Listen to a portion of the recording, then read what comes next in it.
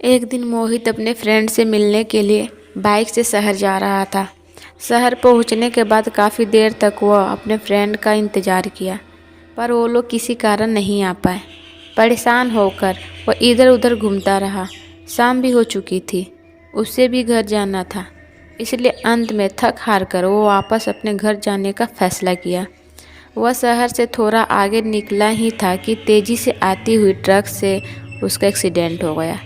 Accident में मोहित को ज़्यादा चोट तो नहीं लगी, बस उसके हाथ में थोड़ी चोट लग गई थी, जिससे वहाँ से ज़्यादा खून निकल रहा था। रास्ता सुनसान होने के कारण ट्रक वाला वहाँ से भाग गया। अब मोहित अकेला ही था। उसने अपने बाइक उठाई और घर की तरफ चल दिया। थोड़ी दूर जाते ही मोहित को एक नर्सिंग होम दिखाई दिया। मोहित ने तुरंत अपनी बाइक रोकी और सोचा, पहले मैं अपने हाथ पे पट्टी बंधवा लेता हूँ ताकि खून निकलना बंद हो जाए, फिर मैं घर जाऊँगा। फिर मोहित उस नर्सिंग होम के अंदर चला गया। नर्सिंग होम के अंदर का नज़ारा बहुत ही डरावना था। वहाँ मोहित को एक इंसान तक नहीं दिखाई दे रहा था। मोहित ने ज़ोर से आवाज़ लगाई, कोई है यहाँ? मुझे अपना इलाज करवाना है। तभी अंदर से एक औरत की आवाज़ आई, आप थोड़ी देर तक वहीं बैठिए, मैं अभी आ रही हूँ। लड़की की आवाज़ सुन के मोहित को थोड़ा शांति हुआ और पास के टेबल पर बैठ गया। मोहित के बैठते ही वहाँ की लाइट बंद चालू होने लगी और किसी औरत की डरावनी आवाज़ आने लगी। राहुल थोड़ा घबराया, पर खुद को समझाते हुए बोला, ये शायद मैडम की आवाज़ होगी। फिर एकदम से ज़ोर से चीखने की आवाज़ आई। मोहित इतना सुनते ही मोहित एकदम से डर गया और टेबल से खड़ा होकर बाहर निकलने लगा। तभी वो मैडम मोहित के पास आई और उससे बोली, हाँ बताइए, आपको क्या इलाज करवाना है? मैडम को देख के मोहित के अंदर हिम्मत आई और उसने कहा, मैडम मेरा एक्सीडेंट हो गया है, मेरे हाथ से खून निकल रहा है, आप इसका इलाज कर दो।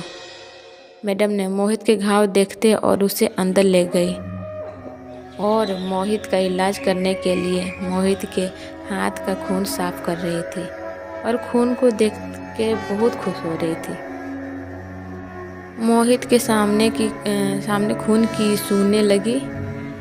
मोहित को थोड़ा शक हुआ तो उसने कहा, मैडम आप ये क्या कर रही हो? उस चुड़ैल ने मोहित को कोई जवाब नहीं दिया, बस डरावनी आवाज़ में घुर्रा रही थी और खुश हो रही थी। मोहित एकदम से डर गया और अपना हाथ हटा लिया।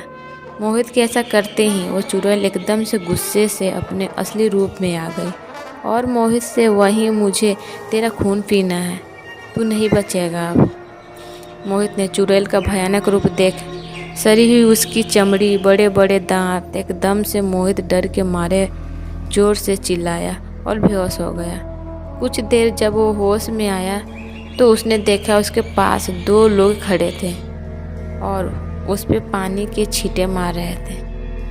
मोहित ने उन लोगों से पूछा, आप लोग कौन हैं? और मैं तो नर्सिंग होम में था। उन लोगों ने मोहित से कहा, भाई तू पागल है, वहाँ क्या है? कौन सा नर्सिंग होम? यहाँ दूर दूर तक कोई भी नर्सिंग होम नहीं है। मोहित खड़ा हुआ और उन लोगों को नर्सिंग होम दिखाने के लिए जैसे ही पीछे मुड़ा, मोहित के पैर से ज़मीन खिसक गई, क्योंकि वहाँ नर्सिंग होम नहीं बल्कि एक शमशान घाट था।